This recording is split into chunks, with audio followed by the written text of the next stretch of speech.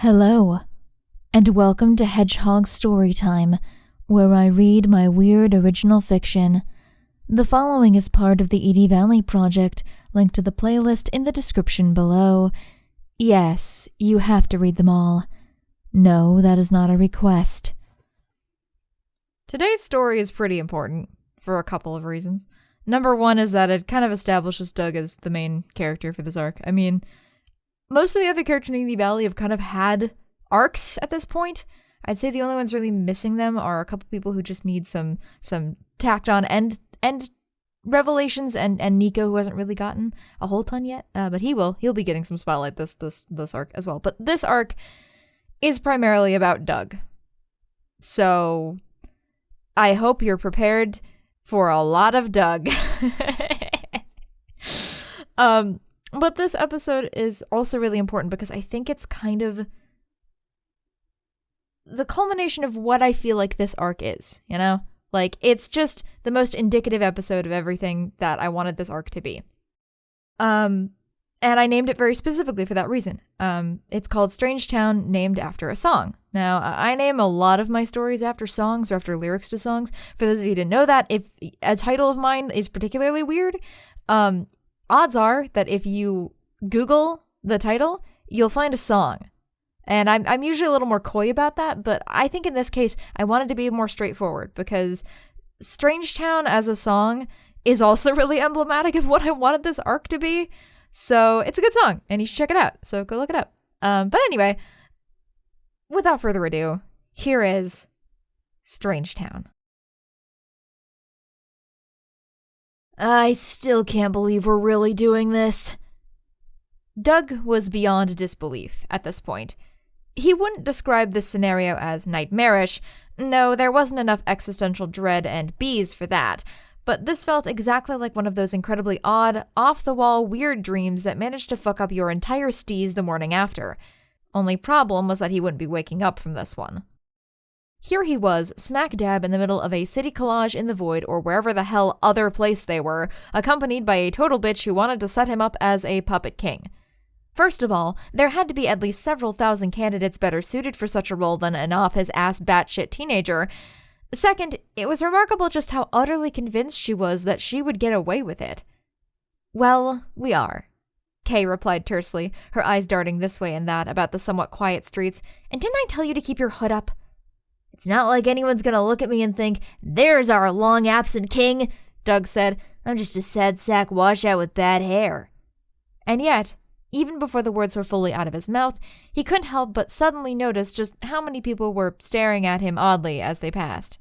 Even if Kay hadn't shot him a glare to melt steel, he would have pulled it up anyway. They were heading vaguely upwards towards the clock tower in the middle of the city. At least, that was the only constant landmark Doug really had to work with. He couldn't even really be sure they were getting closer to it at all, as Kay kept leading him down meandering back roads. This only served to add to the fever dream quality of this whole affair, as Doug's already limited sense of direction struggled to comprehend literally anything at all. Okay, hold on. He grabbed her arm halfway down a particularly curvy alley. Jesus Christ, give me a second to get my bearings, 'cause holy shit, what even is this place? Kay wrenched her arm away, but turned and sighed. I already told you, Doug, this is Discord. City of Demons. City of Demons. That's right. Okay, but what the hell does that actually mean? Do you know how long it would take me to explain it? I have no idea how you expect me to be the king of a city I know nothing about. Closing her eyes, Kay pinched the bridge of her nose and groaned. I don't want to do all the exposition. Can't we just skip to the fun part? Doug didn't even know how to respond to that, but as it was wont to do, his mouth just started going anyway. Unfucking believable. Are all demons pathological liars, or is that just a you problem? You know, I think that might just be me. Lucky you.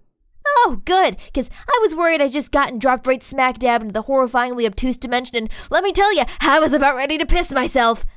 Surprisingly, Kay's frown broke for just a moment, and she actually snorted. It dawned on him then that this might be the first time he'd seen her laugh with anything besides total derision. Listen, he said, a little softer than before. You've been dragging me around by the nose so long that I might as well start barking. I'm not going to try to deny that. But now you need me to do something for you, right? Well, if you want me to succeed at anything besides falling flat on my fucking ass, you gotta give me something. This is entirely normal to you, but I'm drowning here, man. She took a deep breath. You know what? All right. Fine. I'll try. When it comes to Discord, you're just gonna have to learn as you go, but I guess I can try to fill you in on Bake. Thank you. No promises. I only said I'll try. What does that mean? Doug tensed, thinking that she might be screwing with him again, but Kay struggled, for once, to find the right words. Bake is hard to quantify. Okay, let's start with the basics. What exactly is he? A demon? A person? Well, see, the thing is, nobody knows. Doug just stared at her. This was off to a great start. Bake is the one who created this whole reality, which frankly shouldn't be possible by just about anybody. So he can't be a demon or a magus or anything like that. I've never met a single one with that kind of power. So what you're telling me is all anyone knows about this guy is what he's not? Pretty much. Doug ran a hand through his hair. How can you be king and yet have no one know anything about you? He's not a king. What? I mean, he is, Kay corrected herself, but don't call him a king. No one ever does. Monarch, Regis, big boss, even just Bake works. Just not king. This was getting more frustrating by the minute, so that was just another thing that he wasn't. So the question remained then. Who the hell was he? An enigma wrapped in a question wrapped in another slightly larger enigma. Well, Doug supposed that in itself told him something about the man. It seemed Kay could sense his annoyance, for she glanced up at him with a somewhat apologetic expression. Like I said, it's really hard to pin the guy down. But here's what I do know. There's a reason people keep staring at you. Bake was worshipped like a god in this town. The god of madness, but the point still stands. He was literally the ideal monarch for us. He kept the city alive. Exciting. He always had a new scheme, a new game. There's a reason why his inner circle was called the Tea Party, because Bake was the party. He wasn't a king. He was a rock star. And you want me to be this guy? Yep. Doug laughed out loud. Yeah, good luck with that. Even when he did used to party, he was always the awkward guy off to the side. That might have been because he was usually too coked out of his mind to really engage properly, but he doubted he'd have even been at the party if he'd been clean. Yeah, this was pretty ridiculous. I've got no idea why you pegged me for a role like that. Bake's been gone a long time, Kay countered. I've never even met him. That's a long time for people to forget. Plus, all you've got to do is be better than the fuckheads that are currently in charge. And believe me, that's not hard. Who is in charge? Once Bake disappeared, one of his junior inner circle members just kind of took over. Name's Malachi DeSalt. Formed his own little council. Still call themselves the Tea Party, though. Really a bunch of posers. So what's wrong with them exactly? Kay shrugged. They're just boring and bureaucratic, mostly. Hunkered themselves down right at the top of the hill, gentrified the entire area around it. 6th Avenue, they're calling it. It kind of pissed a lot of people off. That's it? Doug asked. No bribing, no corruption? Well, of course there is. That's just not as noteworthy. Kind of to be expected, really. City of Demons? City of Demons. Our priorities are a little bit funky, but I will fill you in on all of that at some point, because frankly, they're not going to be around for all that long. All right, I'm almost more confused than I was before, but let's just pretend that made any kind of sense to me. You still haven't explained one thing. Boring, bureaucratic assholes aren't usually the type to just walk away, so how are you gonna make me king? I mean, I can't just waltz up to their door and say, I'm back, fuckers! Well, that's exactly what we're going to do. We? Yeah, sure thing. Just one problem. I can swan around all day long claiming I'm this great Lord Bake, but I'm not. Anyone who gets within 5 feet of me is gonna know. Much to his surprise and slight chagrin, Kay just smiled. It was one that he'd grown far too used to in the last couple of months. Devious. It was a dramatic word, to be sure, but Doug was equally sure it was her face that was under the word in the dictionary. Oh, they certainly won't. What do you mean by that? Kay thought about it a little too long. I think this is something I have to show you. So have you finally gotten your bearings? Can we keep going? No, not at all, but fuck it, lead the fucking way, I guess. That's the spirit. They continued along as they had before, Kay leading them through the back streets, front streets, alleys with absolutely no sense to any of it. Only very gradually did they seem to be approaching the top of the hill. But now Doug had a thought. It occurred to him when they passed a couple on a side road, and despite his hood covering most of his face, they still seemed to do a double take as he passed. Kay was doing this on purpose. She was trying to get as many people as possible to see him. Of course, they had to be cautious about it. From what he now knew of the man, if he got caught in the middle of a crowd, they might mob him. But Kay was carefully targeting quiet streets with just a few people each. Okay, I see what you're doing now, he muttered as the umpteenth person stared at him for just a little too long. Kay batted her eyelids at him. Whatever do you mean? The goddamn runaround you've been leading me on. I'm starting to think it might not be for my sightseeing benefit.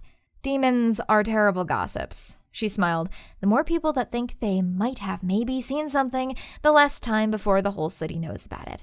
I think we're just about done, though. Finally, they began traveling in a straighter line than before, up the hill directly towards that huge clock tower. At last in a position to observe his surroundings, Doug had the thought that Kansas this certainly ain't. Well, no shit, but everything here was so mishmash, so utterly at odds with itself, and yet it seemed like there was no other way it could be. An inevitability of sorts. It just seemed right. More than anything, it was simply strange. That was a silly word that really couldn't get across the depth of the feeling, but it was the only word he had. Strange. This whole place was strange. If he'd ever had any hope of blending in at all, it was a place that he might have liked to have a look around. He wondered if that was the mad bastard god's goal, and if anything, it was the city itself that might help him understand this part he was supposed to play. Shit. What? Doug and Kay were standing in front of the fountain, off to the right side of the tea party. This was apparently what Kay had wanted to show him. At first he was a little confused, but then she told him to stop being a dumbass and look at the carving behind the fountain. As she said, it was made to commemorate the founding of the city, and of course depicted the man, responsible. And this was what had caused Doug to externalize the expletive that made up the backing track of his life thus far. The resemblance was uncanny. Whoever had carved the image had an incredible eye for detail, the bastard, from the somewhat cloud-adjacent hair that stuck up at odd angles to the nose that was slightly too long for his face, and even the way he was standing. If there's one critique I had to make, Doug finally responded, it's that the color variation on this stone bas-relief isn't the greatest, but I'm gonna go out on a limb and guess that this fucker's hair was a slightly unnatural shade of white. Ding ding, we have a winner. Do I get a chicken dinner? What? Never mind. Doug scratched absently at his cheek with a shaky hand as he continued to stare, trying desperately to find something, anything, that could count as a discrepancy between them. Literally, the only thing that stood out was a pair of goat horns that wrapped around Bake's head and behind his ears. Shit. What is it? Kay seemed more amused than anything. Well, it's just... I was kind of expecting us to get to whatever it was you wanted to show me and for you to go, you know what? I was wrong. You're nothing like this guy after all. Go home, Doug. I'm gonna find someone else. And now? I've got no more excuses. I'm sure you'll come up with more.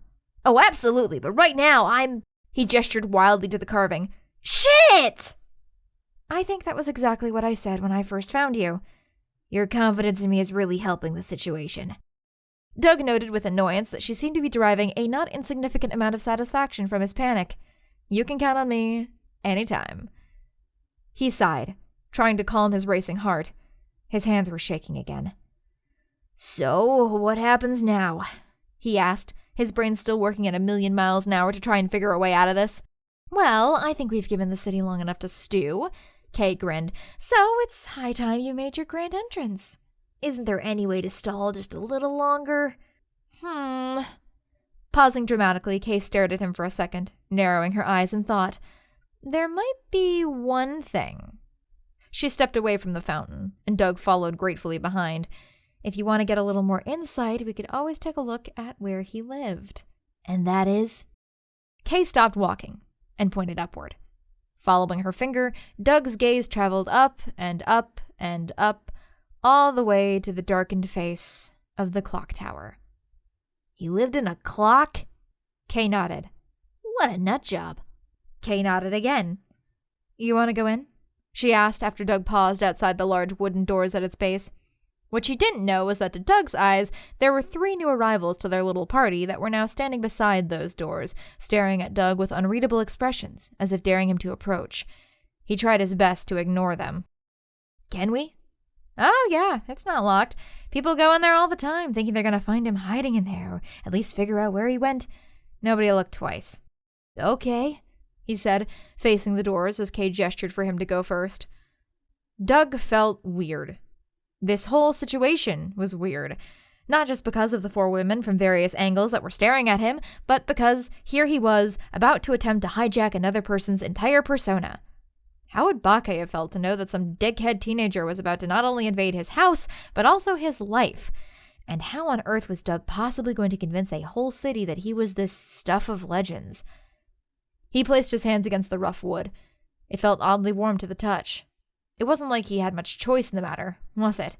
Doug hoped that opening this door might just become the equivalent of ripping a Band-Aid off in this whole affair. That was a really disgustingly obvious metaphor.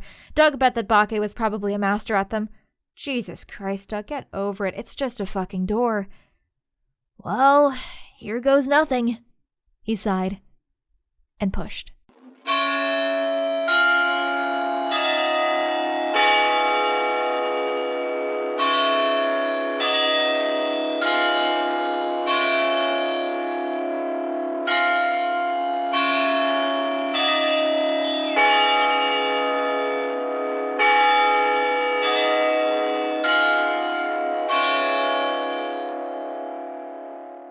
The reverberation of the bells sent vibrations through his bones. Simultaneously, the faces of the clock tower came to life, glowing a harsh yellow, and an odd wind blew through the doors, pulling Doug's hood straight off his head. Right on time, Kay muttered, just loud enough to hear over the cacophony. Well, Doug, she grinned at his horror. Congrats on making your grand entrance. He turned to her, eyes widening. You lying bitch! Quickly, he yanked the hood back over his face, but he couldn't help noticing a rather large crowd beginning to gather behind them. Kay just giggled and yanked him away by his wrist, pushing through the confusion. Right as they reached the steep incline down the hill, she turned to a random looker-on. The Soul Market. 1 hour. And they were sprinting down the hill as Doug heard a sudden uproar erupting behind them. As they dashed into an alley, Doug cursed over and over again under his breath. Kay knew exactly what she had just done. She had to. She had made an entrance that he could never live up to. So, what do you think? Kay slowed down, panting a little. What do I think? What do I think? Well, little Miss Pathologic, right at this moment, I'm mostly thinking about how much you suck. She just laughed, low and derisive. There was the bitch he was used to. Oh, Doug, she managed in between fits. If you think that was devious, then you haven't seen anything yet.